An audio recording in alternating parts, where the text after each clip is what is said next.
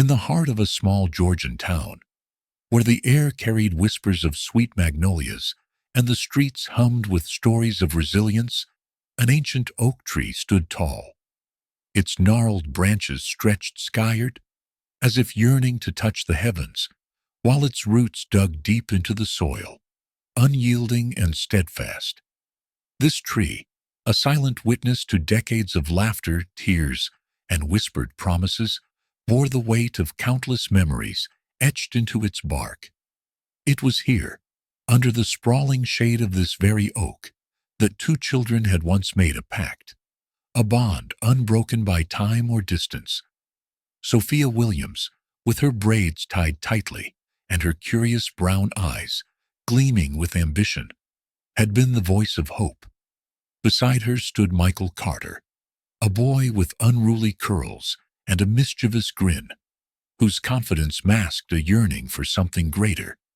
Together, they had sworn a promise, as naive as it was pure, to stand by each other no matter what life threw their way.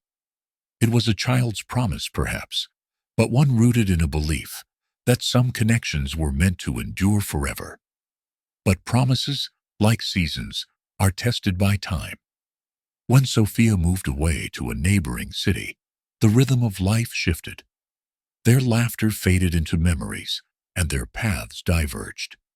Yet, the oak tree stood firm, a silent keeper of their vow, waiting for the day they might return to it. Now, years later, the once vivid colors of their childhood have given way to the gray complexities of adulthood.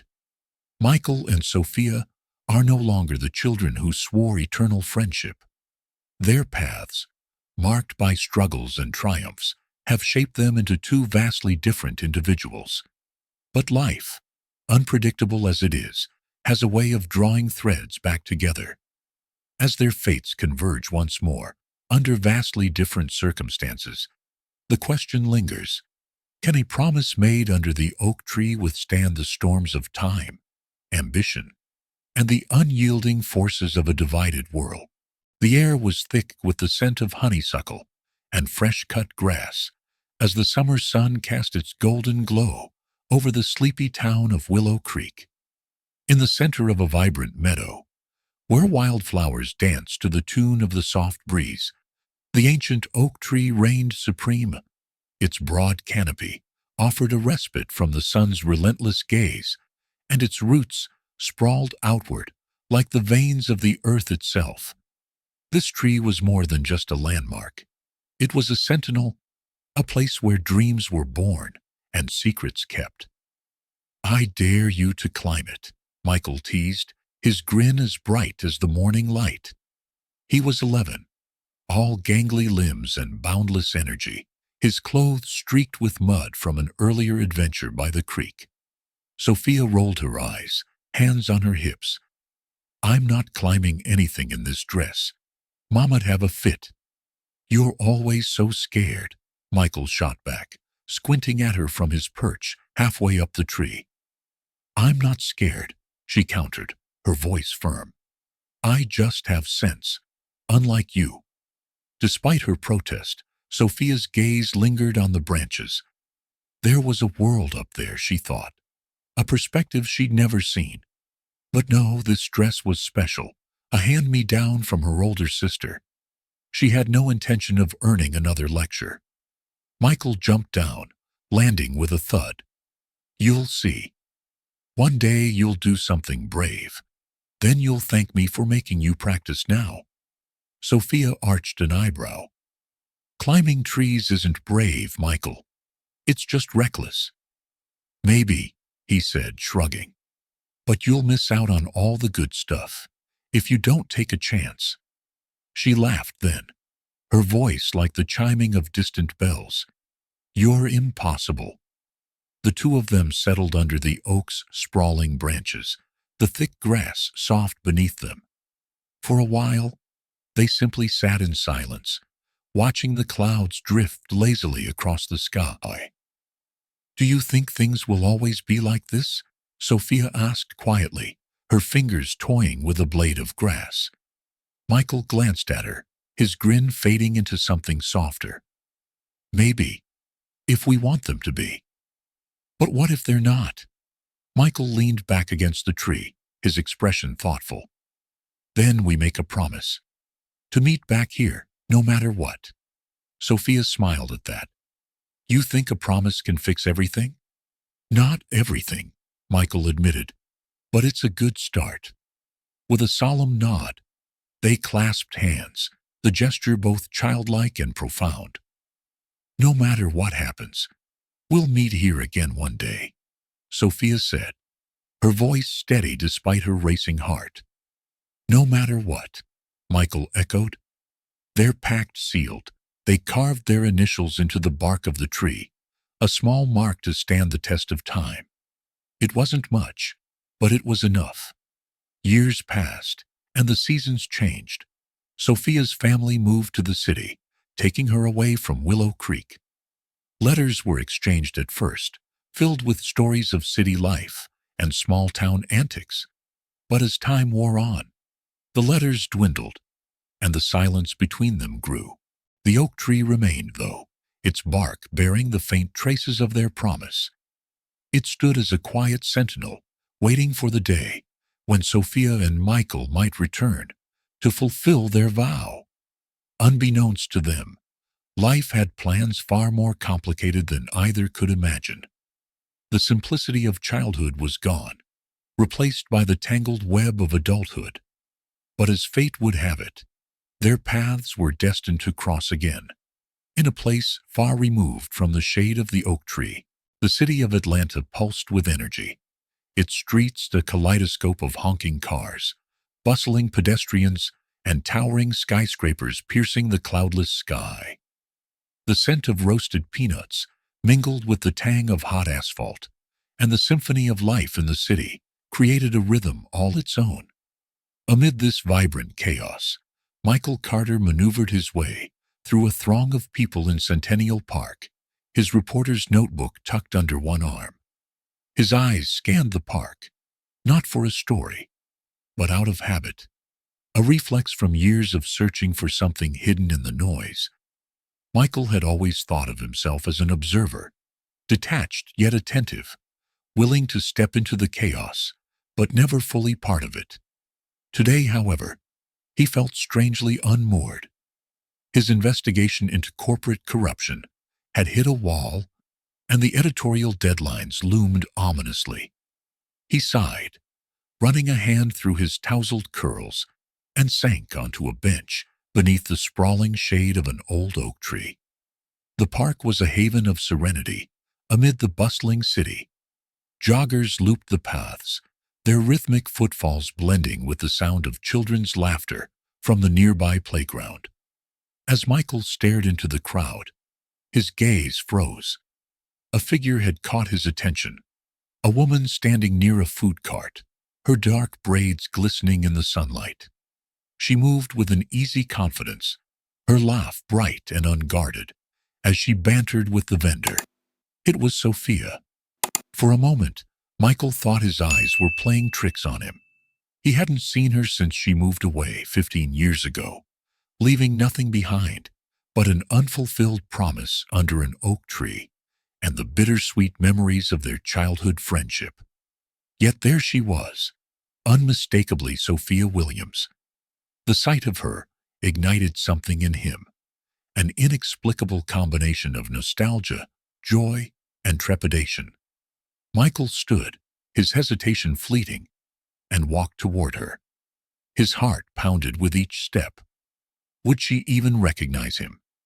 He paused just a few feet away, his voice catching in his throat before he finally managed to speak. Sophia. The woman turned, her smile faltering as her eyes met his. For a brief moment, her expression was unreadable, and then recognition flickered across her face. Michael, is that you? Her voice was as warm as he remembered, though tinged with disbelief. The years hadn't dulled her presence. If anything, they had sharpened it. She wore a denim jacket over a flowing sundress, her look effortless yet purposeful. Her posture exuded a quiet strength, as though she had faced life head-on and refused to be bent by its challenges. Michael smiled, a little sheepishly. "It's been a while." Sophia crossed her arms, tilting her head as she studied him. 15 years is more than a while, Michael." Her words weren't accusatory, but they carried a weight that made him falter. He scratched the back of his neck, unsure how to respond. "I guess I thought—" "Thought what?" she interrupted, her tone sharper now. "That we could just pick up where we left off, as if time didn't happen." The bluntness in her voice took him aback, and for a moment they both stood in silence, the din of the park filling the void between them. Michael's smile faded, replaced by something softer, almost apologetic. "You're right. I shouldn't assume. But seeing you here, it's good to see you." Sophia's posture relaxed slightly, though her eyes remained guarded. "It's good to see you too, Michael. You look, the same. Still chasing stories, I'm guessing?" Michael chuckled, grateful for the shift in tone. "Something like that. And you? What brings you to Atlanta?" "I live here now," she said simply, her voice betraying no emotion. "I work as a social worker." Michael's brow furrowed. "A social worker? That sounds like tough work." Sophia shrugged. "It's meaningful, which is more than I can say for a lot of things." Her words hung in the air, pointed yet ambiguous. Michael sensed an undercurrent of tension, as though she was testing him, waiting to see if he would rise to the challenge. Before he could respond, she glanced at her watch and sighed. "I have to go," she said, already stepping away. "It was nice seeing you, Michael." "Wait," he called after her. Can I see you again? Catch up properly?" Sophia hesitated, her back to him, before finally turning her head slightly. "We'll see," she said, and with that, she disappeared into the crowd. Michael watched her go, his heart heavy with a mix of regret and determination.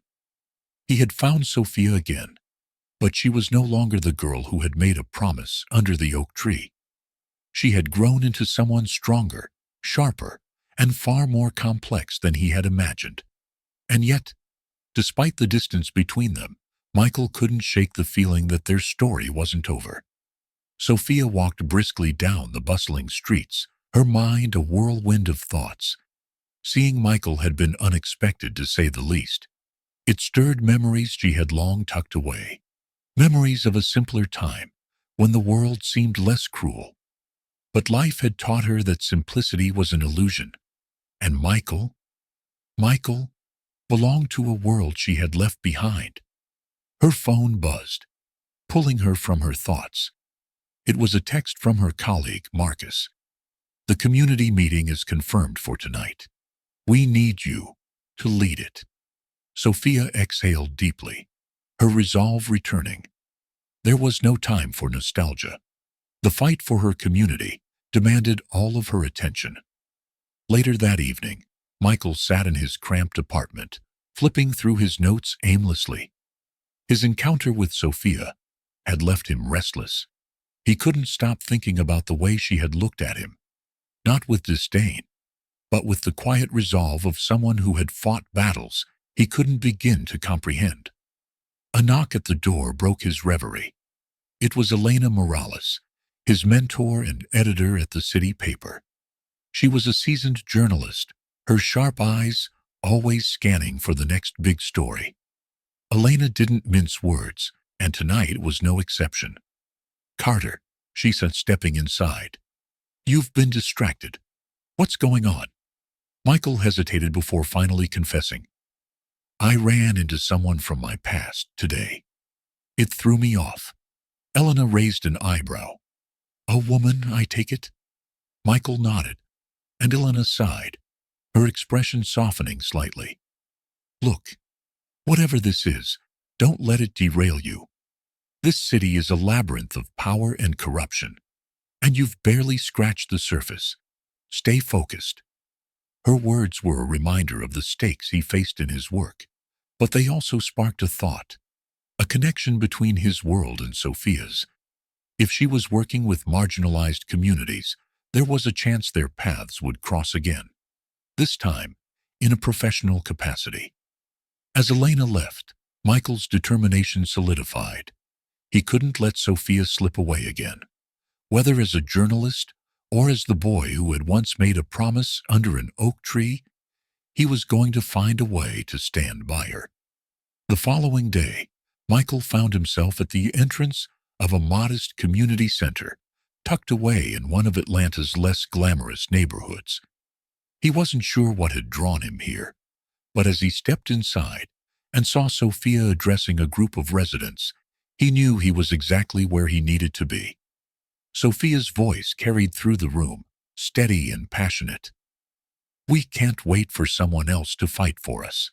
This is our community, and we have to protect it." Michael watched from the doorway, captivated by her presence. He had always known Sophia was strong, but seeing her like this, fearless and unwavering, made him realize just how much he had underestimated her. Their eyes met across the rooms, and for a moment, time seemed to stand still. Michael smiled hesitantly, and Sophia, despite herself, smiled back. Their story, it seemed, was just beginning. The soft glow of morning light filtered through the cracks in the blinds of Sophia's modest apartment. The city outside was already alive with movement, but inside, the world felt still. Sophia sat at her small kitchen table, her hands wrapped around a steaming mug of tea, her thoughts drifting back to the unexpected reunion with Michael Carter. For years, she had kept that chapter of her life neatly folded away. The promises made under the oak tree seemed so distant now, buried beneath the weight of the challenges she faced daily. Yet seeing Michael again had stirred something in her, a mixture of nostalgia and unease. It wasn't just his presence that unsettled her. It was the lingering question of whether their paths had crossed again for a reason. Her phone buzzed, jolting her back to the present. It was a message from Marcus, her colleague and closest confidant in the fight for their community. "The council meeting is tomorrow. Henry Clarkson's proposal is on the agenda. We need to strategize." Sophia sighed, setting her mug down. Clarkson's name had become synonymous with greed and destruction. His plans to demolish the community center and replace it with a luxury condo complex threatened not just a building, but the very fabric of their neighborhood. She typed a quick reply and stood, ready to face another day of battles. Across town, Michael was perched at his desk, reviewing his notes. His apartment, filled with stacks of newspapers and coffee-stained notebooks, was a chaotic reflection of his mind. The story he was chasing, a potential exposé on Henry Clarkson's corrupt dealings, was riddled with dead ends and vague leads. But his encounter with Sophia had reignited his drive. She had always been the kind of person who could see the bigger picture, even as kids. And now, it seemed she was fighting a battle that intersected with his own. Michael couldn't ignore the parallels. It was more than coincidence. It felt like fate, pulling their lives together once again. Grabbing his recorder and notebook, he headed out, his destination clear. If anyone could help him connect the dots, it was Sophia. The community center buzzed with activity when Michael arrived. Children ran through the hallways, their laughter echoing off the worn walls, while volunteers sorted donations in the main room. The building wasn't much to look at. Peeling paint and flickering lights told the story of years of underfunding. But it was a lifeline for so many. Michael spotted Sophia near the back, her arms full of flyers. She was deep in conversation with an elderly woman who nodded solemnly at her words. He waited until the woman walked away before approaching. "Busy as ever, I see," he said, his tone light. Sophia turned, her expression unreadable. "Michael, "What are you doing here?" "I came to talk," he said, holding up his notebook. "Off the record for now. I think we might be chasing the same villain." Sophia's brow furrowed. "Henry Clarkson?" Michael nodded. "I've been digging into his development deals. There's more to it than just greed. I think there's corruption at the city level, enabling him to get away with this." Sophia sighed, her shoulders slumping slightly. "I don't need a journalist to tell me that. We live with the consequences of people like Clarkson every day. But exposing him?" She shook her head. "It's not that simple." "It's never simple," Michael agreed. "But if we work together, we might have a chance to make some noise." Sophia hesitated, her gaze searching his. For all their shared history, she wasn't sure she could trust him now. Michael's world of headlines and deadlines felt distant from her grassroots activism. But there was something in his eyes, a sincerity she hadn't expected. "Fine," she said at last. "But this isn't just a story for me, Michael. These people are my family. If you're here to help, you'd better mean it." Their uneasy partnership began that afternoon, as they walked through the neighborhood. Sophia introduced Michael to residents whose lives were directly impacted by Clarkson's plans. He listened intently, his reporter's instincts kicking in as he jotted down their stories. They stopped at a corner store where the owner, Mr. Patel, described the intimidation tactics used by Clarkson's people to force him to sell. "They came in here last week," he said, his voice trembling. "Told me if I didn't take their offer, they'd make sure I regretted it." Michael's jaw tightened. "Did you get their names? Anything I can use?" Mr. Patel shook his head. "No names, just threats." As they left the store, Michael turned to Sophia. "This is bigger than I thought. Clarkson's not just gentrifying the area, he's terrorizing it." Sophia nodded grimly. "Now, you see why we can't back down." That evening, they gathered at Marcus's apartment to plan their next move. The small living room was packed with volunteers and activists, their voices rising and falling as they debated strategies. "We need to hit him where it hurts," Marcus said, slamming his fist on the table. "Expose his finances, his connections, make it impossible for him to move forward." "Easier said than done," another volunteer countered. "Clarkson has the city in his pocket. If we push too hard, he'll push back harder." Sophia stood, her voice cutting through the noise. "We're not just fighting Clarkson. We're fighting the system that enables him. And that means we have to be smarter, stronger, and more united than ever." Her words drew murmurs of agreement, and Michael couldn't help but admire her conviction. But as he looked around the room, he also saw the fear in people's eyes. The stakes were high, and failure wasn't an option. Later, as the meeting wound down, Michael and Sophia stepped out onto the fire escape to catch a breath of fresh air. The city stretched out before them, its lights twinkling like distant stars. "You were incredible in there," Michael said, breaking the silence. Sophia gave a small smile. "I have to be. These people are counting on me." Michael hesitated before speaking again. "I meant what I said earlier. I'm here to help, Sophia. Whatever it takes." She looked at him, her expression softening for the first time since their reunion. "Just don't make promises you can't keep, Michael. I've had enough of those to last a lifetime." As they stood there side by side, the weight of their shared mission settled over them. The shadows of their past lingered, but sparks of hope flickered between them, lighting the path ahead.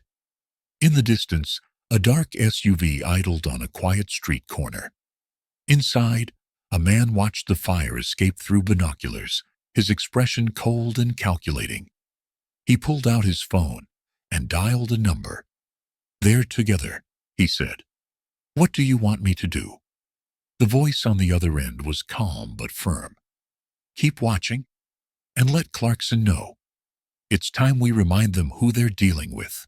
Henry Clarkson's name was uttered in hushed tones around the neighborhood, a shadowy specter looming over the lives of those who dared to oppose him.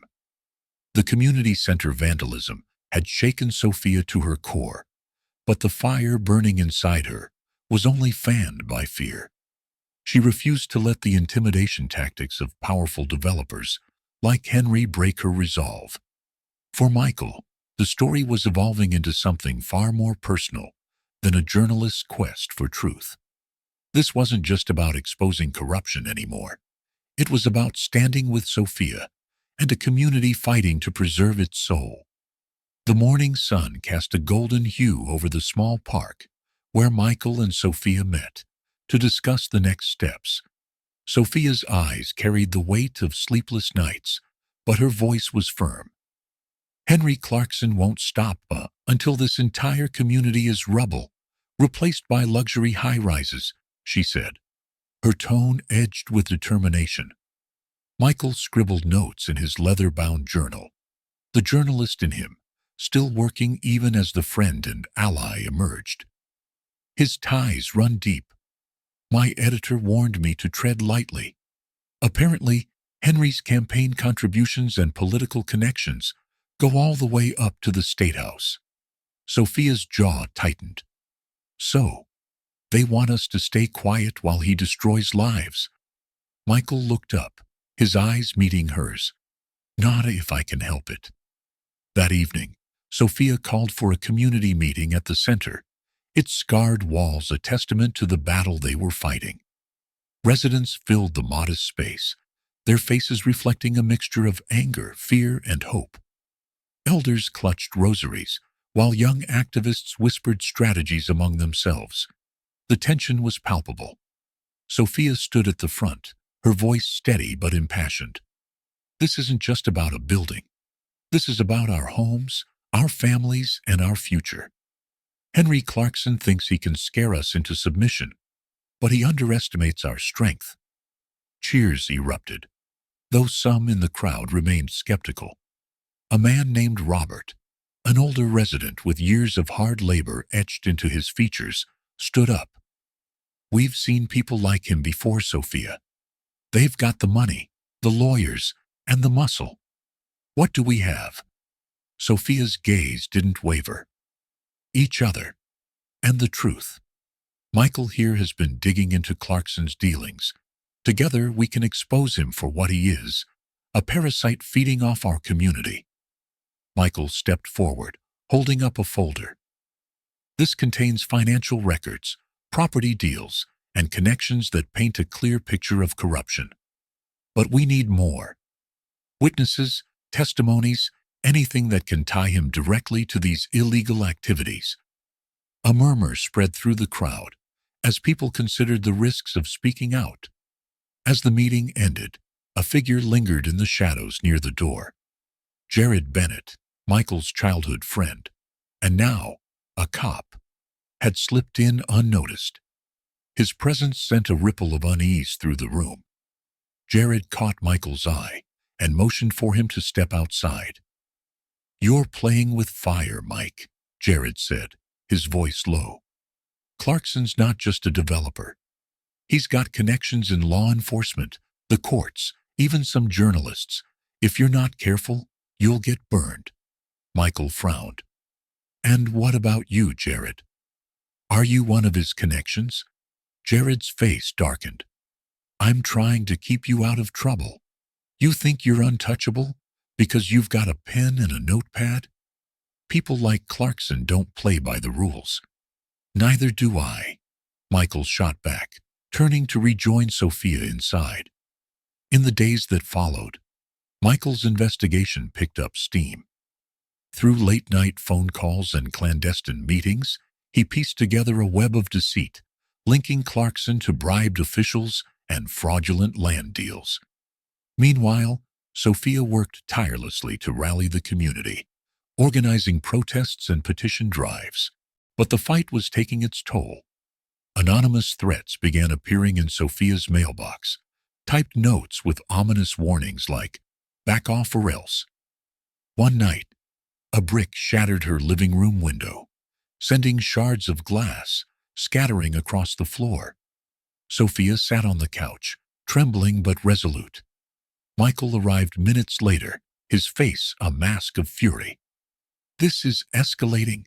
We need to involve the police." Sophia shook her head. "And risk them tipping off Clarkson. Number, we handle this ourselves." Their resolve was tested yet again when Michael received a call from his editor. "Michael, I'm pulling your piece on Clarkson," the editor said bluntly. "What? Why?" Michael demanded. "Pressure from above. Let it go, Carter. It's not worth your career." Michael hung up, seething. The system was rigged, and he knew it. But giving up wasn't an option.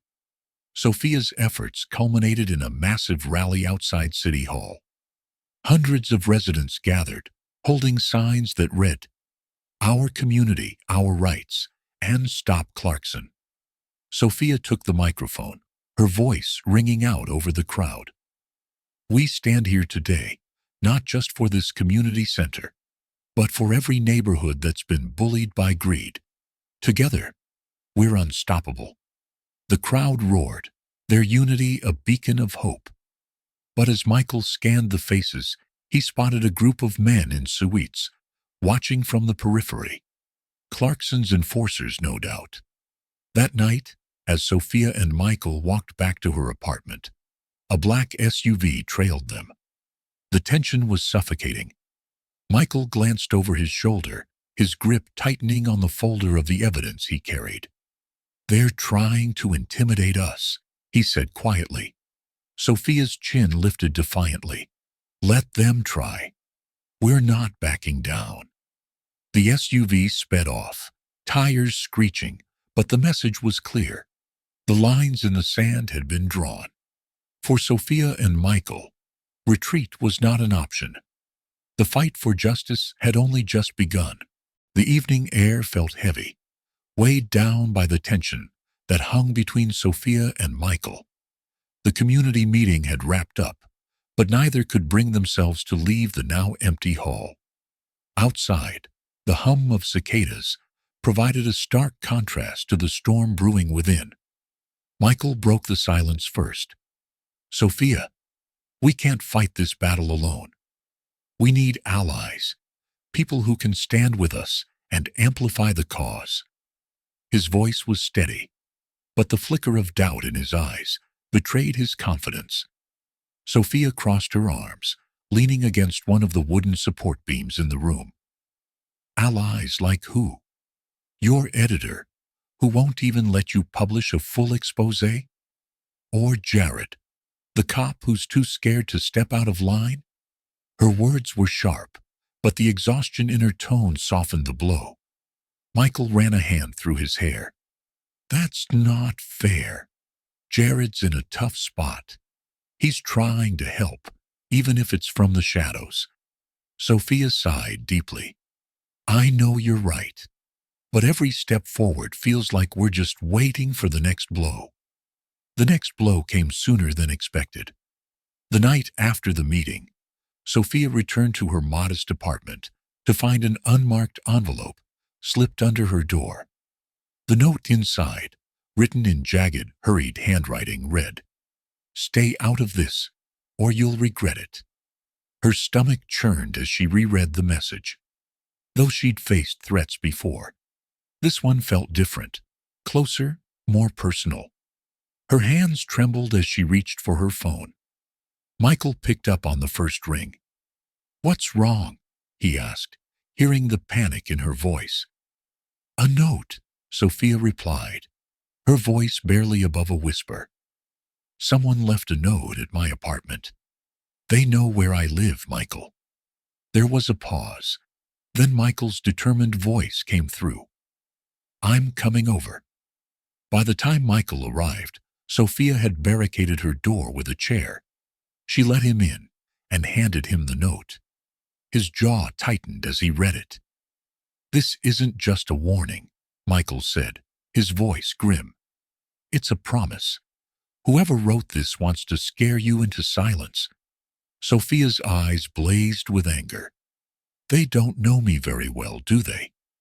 Despite her brave words, Michael could see the fear lingering in her eyes. "We need to be careful," he said.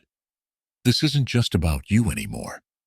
They'll target anyone who gets in their way." As the threats against Sophia escalated, Michael's investigation into Henry Clarkson's dealings gained traction. His late-night research sessions led him to a startling discovery: a series of offshore accounts tied to Clarkson's name. These accounts were linked to shell companies funding political campaigns and luxury developments at the expense of marginalized communities. Michael shared his findings with Elena Morales, his mentor. Elena had always been a steadfast supporter of Michael's work, but this time her usual confidence was replaced with caution. "You're playing with fire, Michael," Elena warned, her hands clasped tightly around a steaming cup of coffee. "Clarkson isn't just another corrupt developer. He's got friends in high places, people who won't hesitate to bury you, literally or figuratively." Michael met her gaze. "If we don't expose him, who will? This isn't just a story, Elena. It's people's lives." Elena sighed, a mix of pride and worry etched on her face. "Just promise me you'll be careful, and don't go at it alone." Sophia, meanwhile, had her own battles to fight. The community was growing restless. The arson attack on the center had left them shaken, and many questioned whether standing up to Clarkson was worth the risk. Sophia's voice cracked as she addressed a small group of residents in her living room one evening. "I know you're scared. I am too. But if we back down now, we're letting them win. This isn't just about a building. It's about our right to exist, to thrive, to have a future." Her words resonated with some, but not all. Several attendees left, muttering doubts under their breath. Sophia's shoulders sagged as the door closed behind them. Michael, who had been silently observing from the corner, stepped forward. "You can't convince everyone, Sophia, but the ones who stay, they're your allies. Lean on them." Sophia looked at him, her eyes searching for reassurance. "And you? Are you staying?" Michael's response was immediate. "I'm not going anywhere." Together, Sophia and Michael began to build their fragile alliance. They recruited Jared Bennett, Michael's childhood friend, whose position on the police force provided them with insider information. Jared's reluctance was evident, but his loyalty to Michael won out. "If Clarkson catches wind of this, I could lose my badge," Jared said during a clandestine meeting at a diner on the outskirts of town. "Or worse." Michael placed a hand on his friend's shoulder. "We wouldn't ask if it wasn't important. You're the only one who can help us get the evidence we need." Jared nodded reluctantly. "Just promise me we'll make it worth the risk." As the alliance grew, so did the dangers. One evening, while walking home, Sophia noticed the same black sedan that had followed her before. This time, it wasn't just a passing car. It parked across the street from her apartment. Sophia quickened her pace, her heart pounding. She ducked into a nearby alley and called Michael. "They're here," she whispered, her voice trembling. "Stay where you are. I'm on my way," Michael replied. When Michael arrived, the sedan was gone, but the fear it left behind lingered. "We need to report this," he said. "And say what? That some powerful people don't like us meddling in their affairs?" Sophia shook her head. "We're on our own, Michael." Michael's jaw tightened. "Then we'll fight on our own. But we're not backing down." The alliance between Sophia, Michael, and Jared was tenuous at best, but it was enough to keep them moving forward. Each small victory, a leaked document, a reluctant witness coming forward, brought them closer to exposing Clarkson's corruption. Yet each step also brought new threats, testing their resolve and forcing them to confront their deepest fears. The fragile alliance was their only hope, and they would fight to hold it together, no matter the cost. The night was unusually silent, the kind of silence that pricks at the edges of your awareness, making every creak and rustle seem ominous. Sophia sat alone at her desk in the dimly lit office of the community center, surrounded by stacks of papers and half-empty coffee mugs. The meeting earlier that evening had been intense, but hopeful. For the first time in weeks, it felt like the community was beginning to come together, united by her unwavering resolve. Michael had left an hour ago, promising to dig deeper into Henry Clarkson's dealings. Yet something about the way he had glanced over his shoulder as he walked out lingered in Sophia's mind. It was almost as if he had sensed the storm that was brewing. Let me complete the full chapter, keeping it engaging and ensuring that the storyline builds logically toward the next pivotal moment. The faint hum of the air conditioning was the only sound breaking the stillness. Sophia leaned back in her chair, rubbing her temples as exhaustion weighed heavily on her. Just as she reached for the steaming cup of tea, the faint scent of smoke teased her senses. At first, she dismissed it as the heater acting up again. Old equipment in the center was nothing new. But then the scent grew stronger, sharper.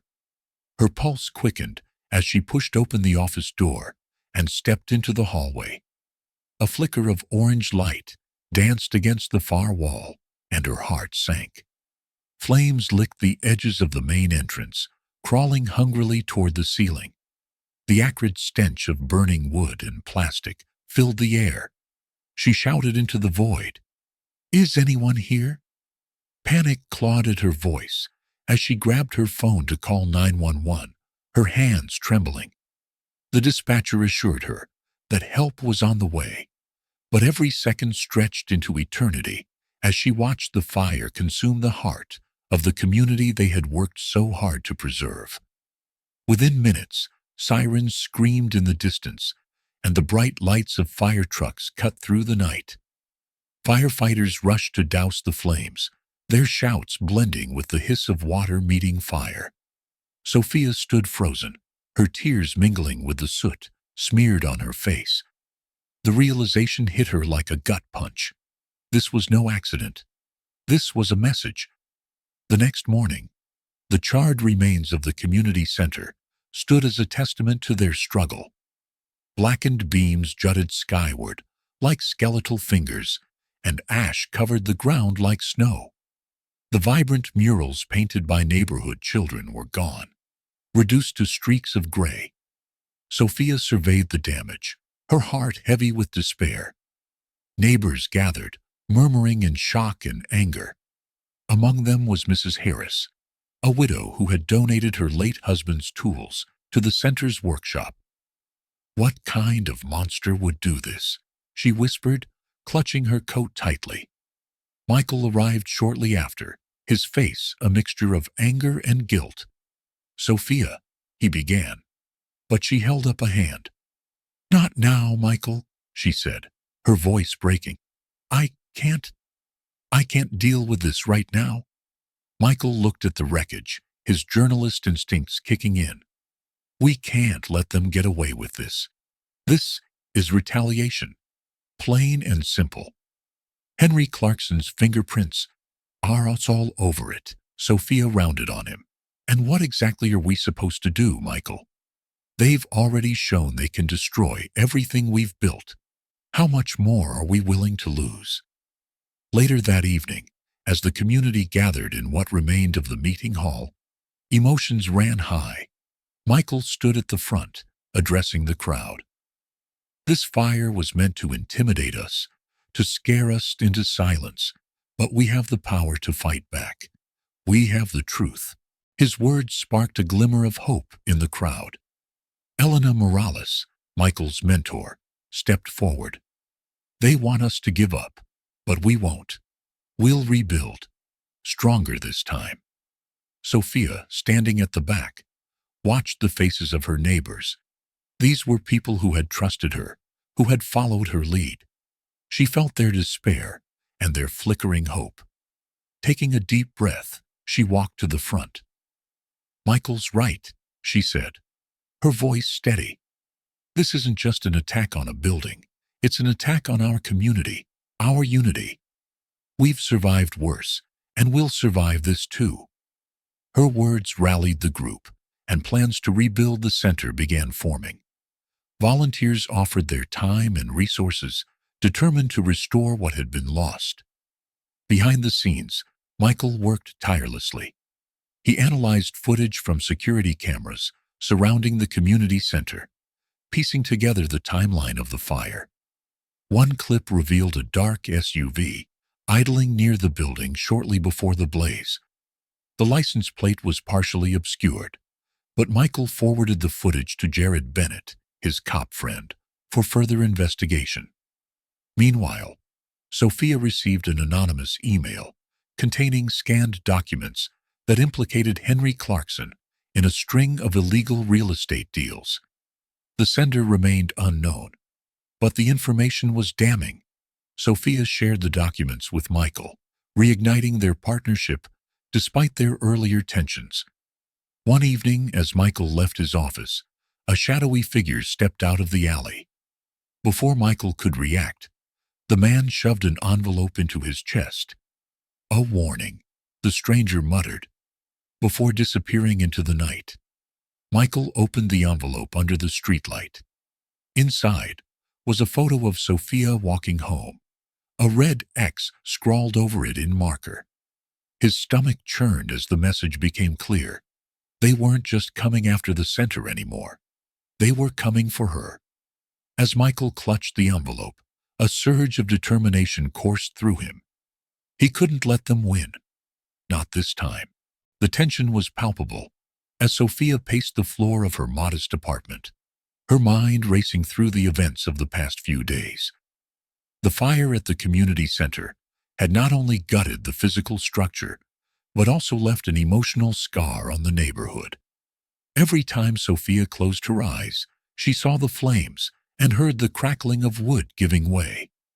It wasn't just a loss, it was a warning. The anonymous email she received with incriminating documents against Henry Clarkson weighed heavily on her. While the evidence was crucial, it also felt like a trap. Who had sent it? Why now? Could she even trust it? These questions gnawed at her as she sat down with a cup of tea, trying to make sense of it all. Sophia's phone buzzed, startling her. It was Michael. She hesitated for a moment before answering. "Michael, I'm fine," she said curtly, cutting off his greeting. "I know you don't want to talk, but we need to go through the evidence together," Michael insisted. His voice carried a sense of urgency, but Sophia wasn't ready to face him.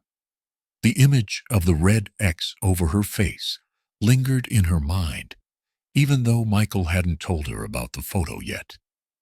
"I just need some time," she said before hanging up.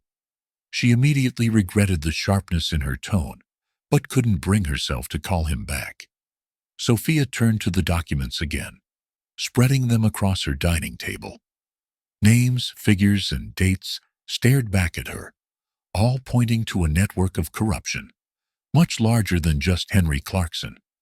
The deeper she delved, the more overwhelming it became.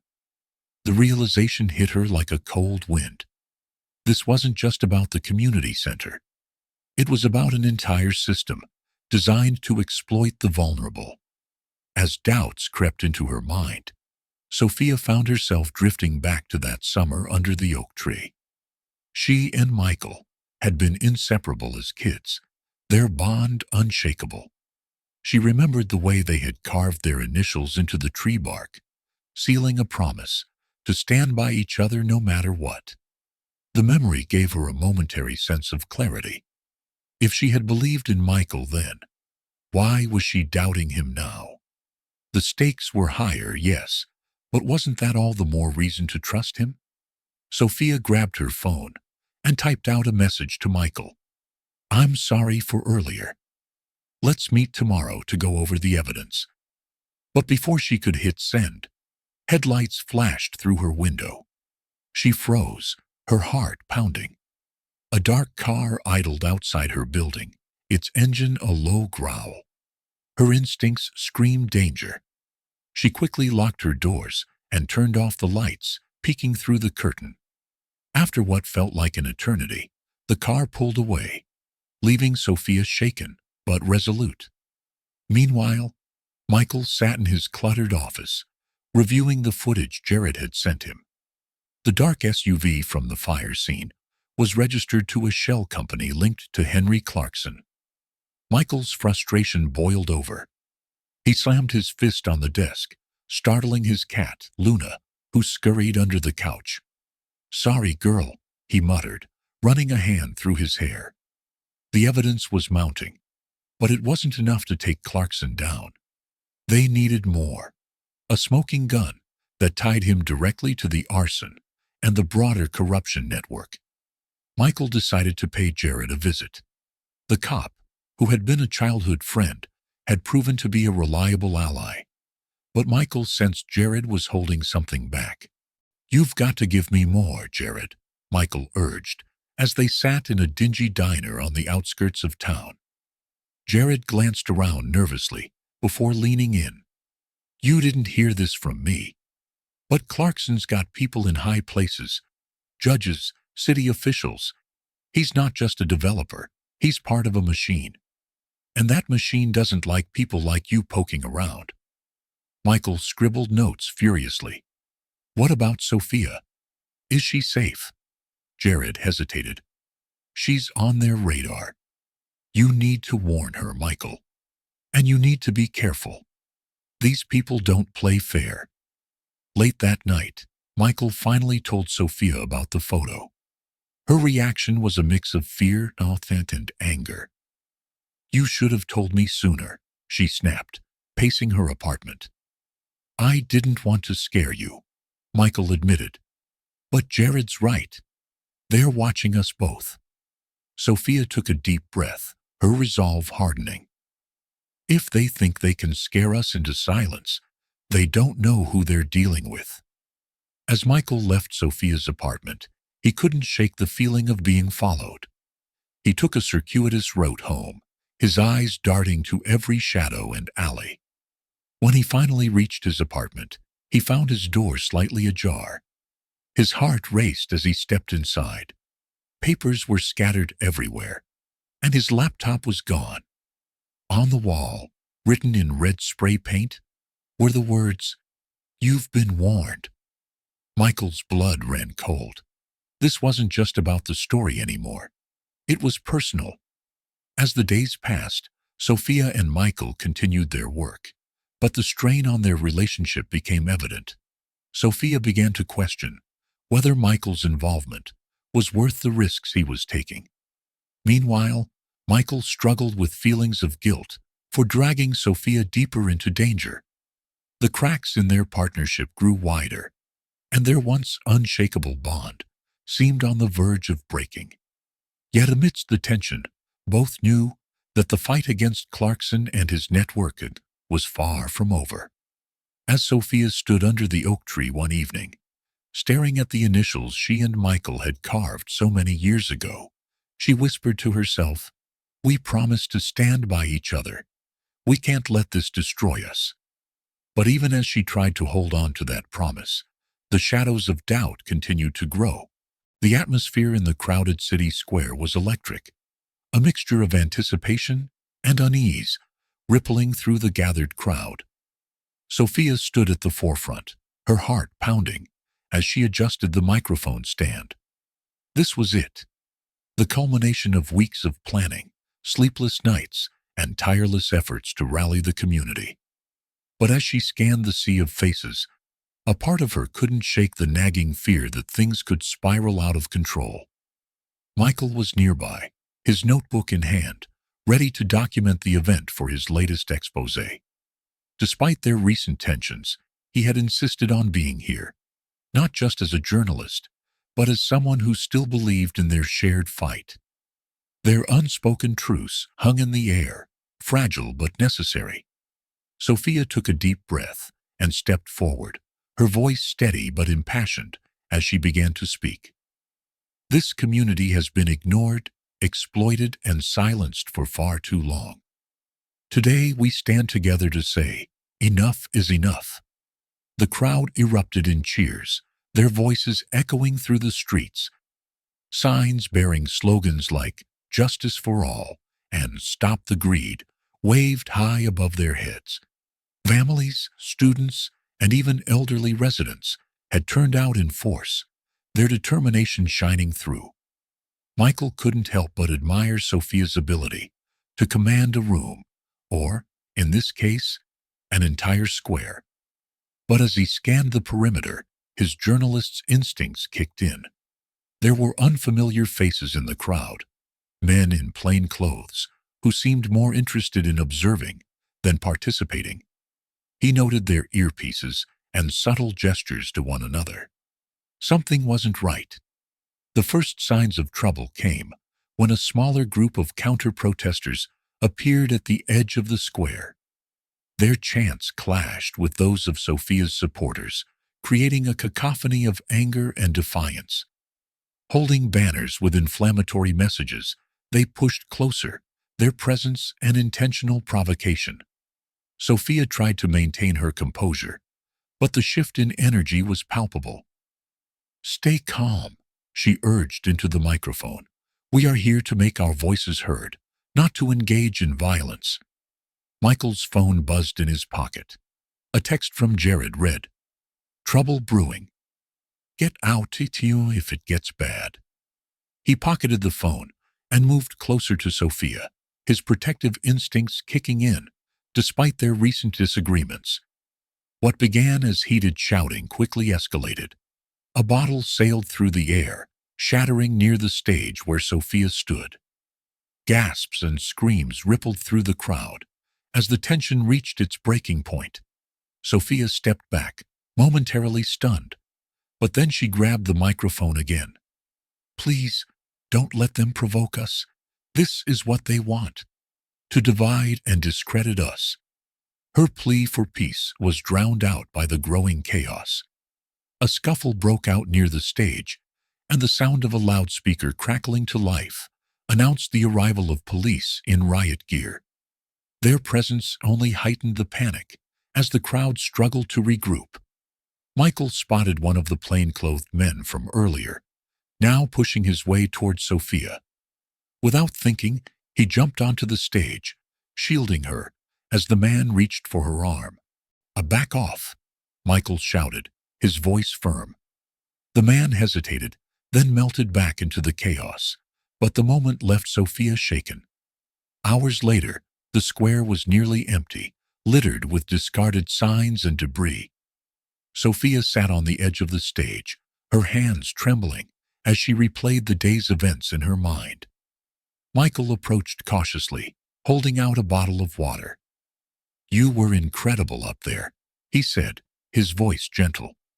Sophia looked up at him, her eyes filled with exhaustion and frustration. "It doesn't feel like it. People got hurt today. I couldn't keep them safe." Michael sat down beside her. "You're fighting a system that's designed to crush people like us. You can't carry the weight of everything on your shoulders." For the first time in days, Sophia allowed herself to lean on him, if only for a moment. "I just wanted to make a difference," she whispered. "You already have," Michael replied, his voice resolute. Later that night, Michael pored over the footage he had captured during the protest. One frame in particular caught his attention: the plain-clothed man who had approached Sophia. Zooming in, Michael recognized him as a known associate of Henry Clarkson. He called Jared immediately. "We've got a lead," Michael said, his voice filled with urgency. "Clarkson's people were there today, stirring things up." Jared sighed on the other end of the line. "This is getting out of hand, Michael. They're not just playing games anymore. They're targeting you and Sophia." Michael's grip tightened on the phone. Then we hit back harder. We expose everything. The next morning, Sophia visited the community center, now partially repaired thanks to the efforts of local volunteers. As she walked through the space, she felt a renewed sense of purpose. The mural on the main wall, painted by local artists, depicted scenes of unity and resilience, a reminder of what they were fighting for. Sophia approached the oak tree outside the center, its leaves rustling gently in the breeze. She traced her fingers over the initials she and Michael had carved as children, a bittersweet smile crossing her face. "We've come so far," she murmured, "but there's still so much to do." As Sophia returned to her apartment that evening, she found an envelope slipped under her door. Inside was a single photo, her standing at the oak tree earlier that day. On the back, a message read, "You're in over your head." Her heart raced as she dialed Michael's number. "We need to talk," she said, her voice trembling. Michael's response was immediate. "I'm on my way." The fight was far from over, but as Sophia clutched the photo in her hand, she knew one thing for certain. They couldn't afford to back down now. The morning sunlight spilled across the city skyline. But for Michael, the warmth of the day felt like a cruel contrast to the storm brewing beneath the surface. His office was in disarray, papers scattered, drawers overturned, and his laptop missing. It wasn't a random burglary. This was calculated. Someone wanted to send a message, and Michael knew exactly who was behind it. Sophia arrived moments later, her face pale as she stepped through the doorway. "Michael," she gasped, surveying the damage. "Are you okay?" "I'm fine," Michael replied, though his clenched fist told a different story. "They're trying to scare us." Sophia bent down to pick up a torn piece of paper from the floor. It was a fragment of Michael's notes on Henry Clarkson's connections. "They're doing more than that," she said quietly. "They're trying to erase what we've found." Determined to fight back, Michael reached out to Sophia's network of grassroots activists. Together, they began piecing together the evidence he'd collected before the break-in. Sophia, meanwhile, focused on expanding their campaign to neighboring communities, rallying support to counter Henry's growing influence. Their efforts led them to a critical discovery. Clarkson's dealings weren't limited to their city. A web of corruption spread across state lines, involving land acquisitions, forced evictions, and laundering through shell companies. The deeper they dug, the clearer it became that they weren't just up against a local developer. They were challenging a system designed to exploit the vulnerable. Michael leaned back in his chair, staring at the intricate map of connections pinned to his office wall. "This is bigger than I thought," he muttered. Sophia, standing beside him, nodded. "And more dangerous." Sophia's campaign took on a life of its own, with rallies, petitions, and door-to-door outreach, uniting communities that had once been divided. Her speeches resonated deeply, particularly with those who had suffered under the weight of systemic greed. At one rally, an elderly woman named Mrs. Harris stepped forward to share her story. Her family had been forced out of their home by one of Clarkson's subsidiaries, leaving them homeless for months. "People like him think they can take whatever they want," Mrs. Harris said, her voice trembling with emotion. "But we won't let them. Not anymore." The crowd erupted into cheers, their chants of "justice now" echoing through the streets. Sophia smiled, feeling a spark of hope, despite the mounting challenges. While Sophia focused on the community, Michael pursued his investigation with unrelenting determination. However, his editor at the newspaper, Tom Whitaker, wasn't as supportive. "You're poking a hornet's nest," Tom warned, tossing Michael's latest draft onto the desk. "If Clarkson's people retaliate, this paper could be in their crosshairs." Michael's jaw tightened. So what? We just let them get away with it? I'm saying be careful, Tom replied. I can't protect you if this blows up. But caution wasn't an option for Michael. He knew the risks, and he was willing to face them. Later that night, he called Jared to discuss their findings. Clarkson's network goes deeper than we thought, Michael explained. We need to bring this to someone who can act. Jared sighed on the other end of the line. You're not going to like this, but the system you're trying to fight, it's the same one I have to work within. You're making enemies in high places. Then help me take them down, Michael said firmly. We can't do this alone. Michael's persistence paid off when he and Sophia managed to recruit a new ally. Detective Laura Bennett, a seasoned investigator with a reputation for taking on corruption. Laura had grown disillusioned with the compromises required to survive in law enforcement. I've seen too many good people crushed by this machine, Laura admitted during their first meeting. If you've got the evidence, I'll help you bring it to light.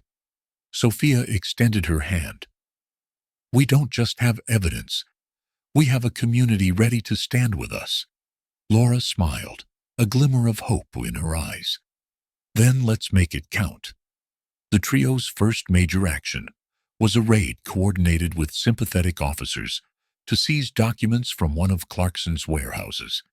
It was a high-stakes operation, but things went wrong when someone leaked the plan.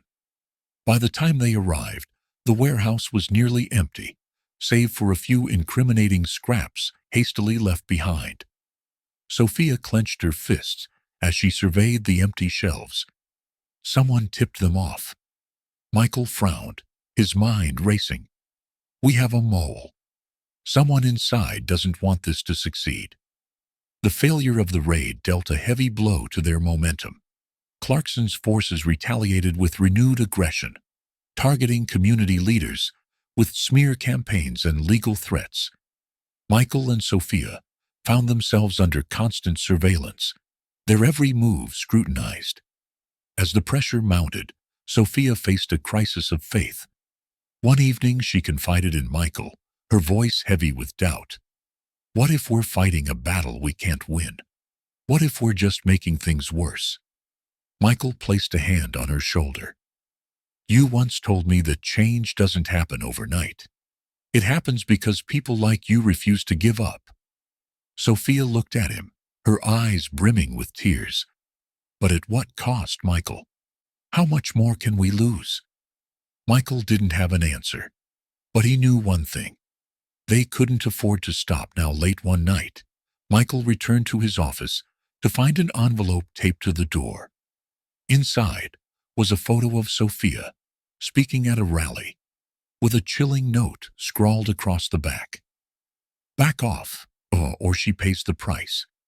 His hands trembled as he dialed Sophia's number. When she answered, her voice was steady but weary. Michael, what is it?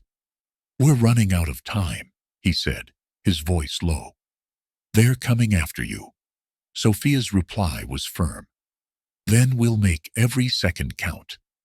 As Michael hung up, he stared at the photo, his resolve hardening.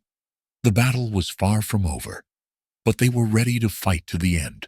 The tension between Michael and Sophia was palpable, a heavy weight that hung over every interaction. What had once been a partnership driven by passion and purpose now felt strained, as though the pressure of their shared fight had pushed them to a breaking point. The latest threats and failures had left scars, not just on their cause, but on their relationship. Michael sat at his desk, staring blankly at his computer screen. The photo and the note he'd received the night before were seared into his mind. He'd spent hours replaying Sophia's voice in his head, her determination cutting through his fear. But determination didn't erase the danger, and he couldn't shake the feeling that they were running out of time. That evening, Sophia showed up at Michael's apartment, her face drawn and her eyes shadowed with exhaustion. We need to talk, she said, her voice clipped. Michael gestured for her to come in, but she didn't sit. Instead, she paced the room, her hands fidgeting as though she were trying to hold something back. "Why didn't you tell me about the note?" she demanded, her voice rising. Michael sighed, rubbing his temples. "Because I didn't want to worry you." "Worry me?" Sophia's eyes blazed. "Michael, this isn't just about you. We're in this together. If something happens to me, I need to know what we're up against." "I was trying to protect you," Michael shot back, his frustration boiling over. "You've already got enough to deal with. You don't need me adding to it." Sophia stopped pacing, her expression softening just enough to reveal the pain beneath her anger. "I don't need protection, Michael. I need a partner. If we're not honest with each other, then what's the point?" The words hung in the air, a question neither of them could answer. For a long moment, they stood in silence, the weight of their unspoken fears pressing down on them.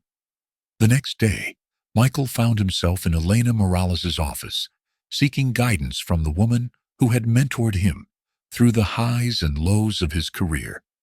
He explained the rift between him and Sophia, his voice tinged with regret. Elena listened intently, her hands folded on her desk. When he finished, she leaned back, her expression thoughtful. "You remind me of myself, you know," she said finally. "When I was younger, I thought I could change the world on my own. I pushed people away because I didn't want to burden them. But what I learned, sometimes the hard way, is that you can't fight every battle alone." Michael frowned. "How did you figure that out?" Elena smiled wistfully. "I lost someone I cared about because I was too focused on the fight. By the time I realized what I was doing, it was too late. Don't make the same mistake, Michael. If Sophia's worth fighting for, then fight for her." Her words stayed with him long after he left her office. That night, he sat down with a notebook and began writing, pouring out everything he wished he could say to Sophia. 2 days later, Michael found Sophia at the community center, sitting alone in the small garden behind the building. She looked up as he approached, her expression unreadable. "I've been thinking about what you said," he began, holding out the notebook. "I wrote this for you."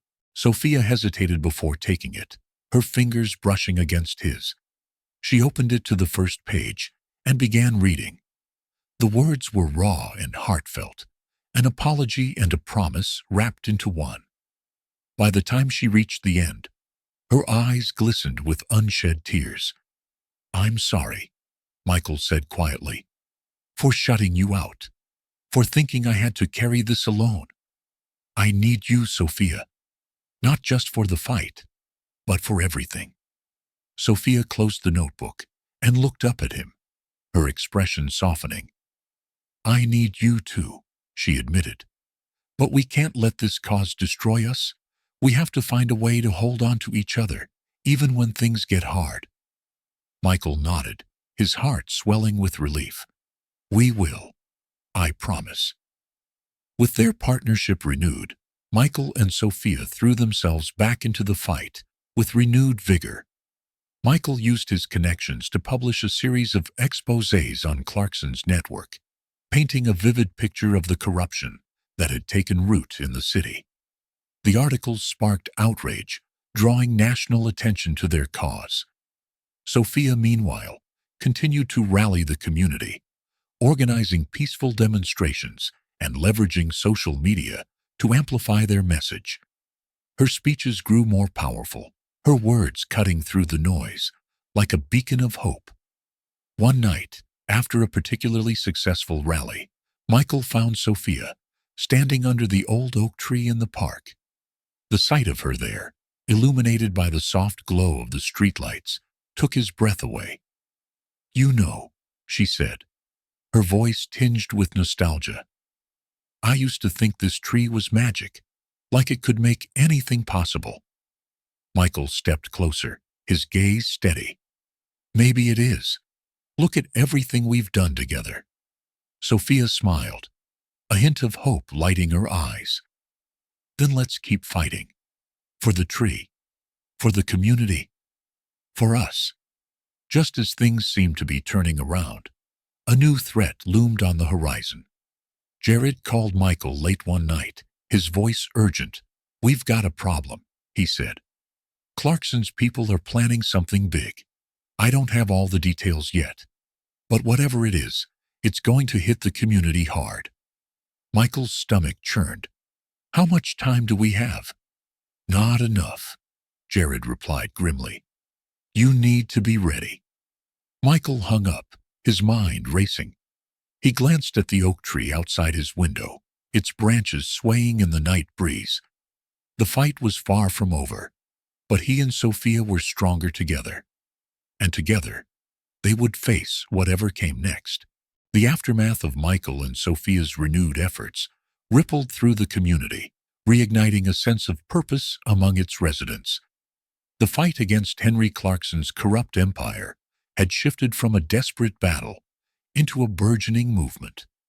The community center, once a quiet sanctuary, now pulsed with life as volunteers, neighbors, and activists worked side by side to rebuild what had been taken from them. But the struggle was far from over. Michael's exposés had drawn national attention, bringing both allies and new threats to their cause. For every person inspired by Sophia's speeches or Michael's reporting, there was another seeking to silence them. The stakes had never been higher. The community center, reduced to ashes weeks ago, began to rise from the rubble. Neighbors pooled their resources, donating money, supplies, and labor to restore the building. Michael captured the reconstruction in a series of articles highlighting the resilience and unity of the people who refused to be defeated. Sophia stood in the middle of the site one morning, watching as children painted murals on the plywood walls surrounding the construction zone. Each brushstroke told a story of hope, of loss, of defiance. One mural depicted a towering oak tree, its roots entwined with the names of every volunteer who had contributed to the rebuild. A group of children ran up to Sophia, their faces smeared with paint. "Miss Sophia, can we paint the sky blue?"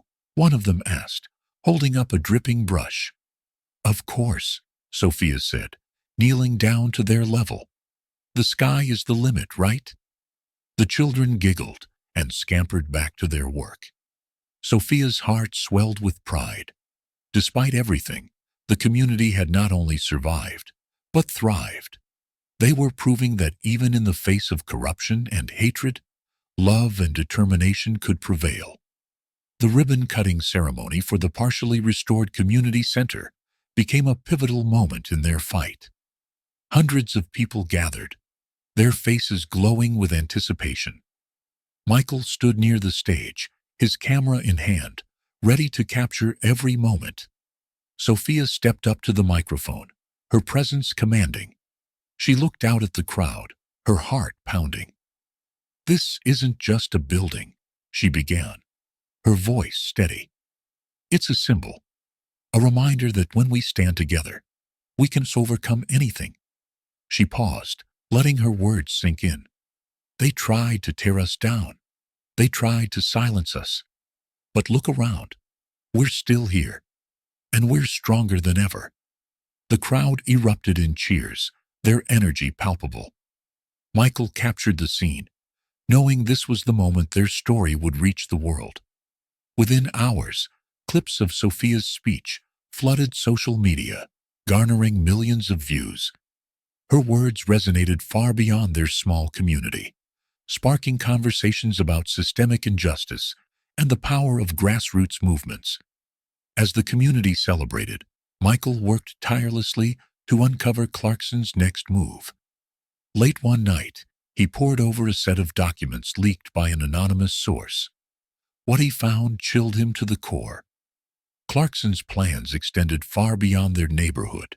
He was orchestrating a scheme to displace entire communities across the city, using his wealth and influence to manipulate zoning laws and buy out vulnerable homeowners. Michael's pulse quickened as he pieced together the evidence. This wasn't just about one corrupt developer. It was a systemic issue, a web of greed and power that threatened countless lives. He called Sophia immediately. "We need to talk," he said, his voice urgent. Sophia met him at the park under the oak tree, her expression wary. Michael spread the documents out on the picnic table, walking her through what he had discovered. "This isn't just about us," he said. "If we don't stop him, thousands of people could lose their homes." Sophia's eyes narrowed as she scanned the papers. "Then, we have to act. We need to rally the city, not just our neighborhood." Sophia and Michael launched a citywide campaign, reaching out to other communities affected by Clarkson's plans. They organized town hall meetings, bringing together residents, activists, and local leaders to strategize. The movement gained momentum quickly. Churches, schools, and small businesses joined the cause, offering their spaces and resources. Sophia and Michael became the faces of the fight, their partnership a symbol of hope and determination. At one meeting, a young woman stood up, her voice trembling with emotion. "I've lived in this neighborhood my whole life," she said. "I don't want to lose it. Thank you for fighting for us." Sophia reached out to her, taking her hand. "We're all in this together," she said. "And together, we'll win." As the campaign grew, so did the threats. Clarkson's allies spread misinformation, accusing Sophia and Michael of stirring unrest for personal gain. But the community rallied around them, refusing to be divided. One evening, a group of volunteers unveiled the finished mural on the new community center. It depicted a phoenix rising from the ashes, its wings adorned with the names of everyone who had contributed to the rebuild. At its base stood the oak tree, a testament to the promise Sophia and Michael had made so many years ago. Michael stood with Sophia, his arm around her shoulders as they admired the mural. "This is what we're fighting for," he said. "Not just buildings, but people, stories, lives." Sophia nodded, her resolve hardening. "And we won't stop until every voice is heard." Just as it seemed they were gaining the upper hand, Michael received a tip from Jared. "You need to see this," Jared said, his tone grave. Michael and Sophia met Jared at his apartment, where he showed them a series of photos and documents. "Clarkson's not working alone," Jared explained. "He's part of a network that spans the entire state. If you go after him, you're taking on all of them." Sophia's stomach turned. The fight they thought was nearing its end was only just beginning. She looked at Michael, her eyes filled with determination. "Then we take them all down." Michael nodded, his jaw set. "Together." As they left Jared's apartment, the weight of what lay ahead pressed down on them. But they knew one thing for certain. The community they had united would stand with them, no matter what. The weight of the newly uncovered conspiracy bore heavily on Michael and Sophia. This wasn't just about Henry Clarkson anymore. It was a battle against a sprawling network of corruption that stretched far beyond their community. With the stakes higher than ever, the duo prepared for their final stand, knowing that one wrong move could shatter everything they had built. Michael and Sophia called an emergency meeting with their closest allies, Elena Morales, Jared Bennett, and several trusted community leaders gathered in the back room of the partially rebuilt community center. Blueprints, documents, and maps littered the table, evidence of months of painstaking work. "We need to hit them where it hurts," Michael began, pointing to a list of Clarkson's financial backers.